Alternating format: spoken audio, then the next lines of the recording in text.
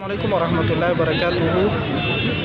محترم ناظرین، آج کی سب سے بڑی خبر عرب بیلٹ میں شام، جسے سوریہ بھی کہا جاتا ہے، وہاں پر اپوزیشن مسلح گروہوں کا جو انقلاب آج برپا ہوا ہے اور بشار الاسد اور اس کی خاندان کا جو 50 سالہ ڈکٹیٹرشپ تھا اس کا خاتمہ ہو گیا ہے تقریباً۔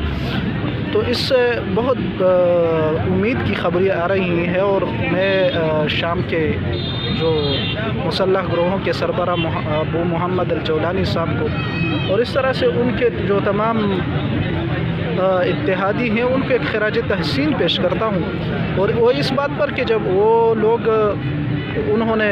حکومت کا کنٹرول سنبھال لیا تو سب سے پہلے انہوں نے اس بات کا تہیہ کر لیا کہ سابق وزیر اعظم اور اس کی کابینہ کو حکومت چلانے دے اور ایک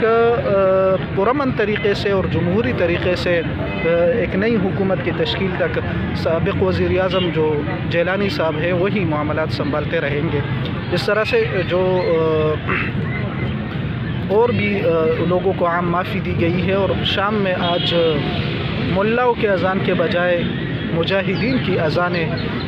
مساجد میں گونجی گئی ہے، اور ہم امید کرتے ہیں کہ انشاءاللہ تعالی یہ انقلاب صرف شام کے لیے نہیں بلکہ عالمی اسلام کے لیے ایک اہم پیش خیمہ ثابت ہوگا،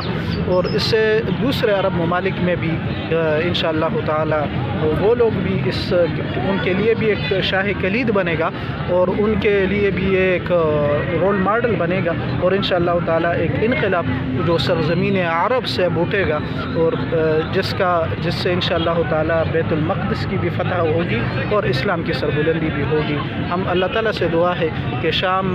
کے عوام اور شام اور عالم اسلام کے لیے جس حکومت میں بھی اور جس طرح سے ان کی ترقی اور فلاح و بہبود ہو، اللہ تعالیٰ وہی فرمائے۔ وآخر دعوانا ان الحمد للہ رب العالمین، والسلام۔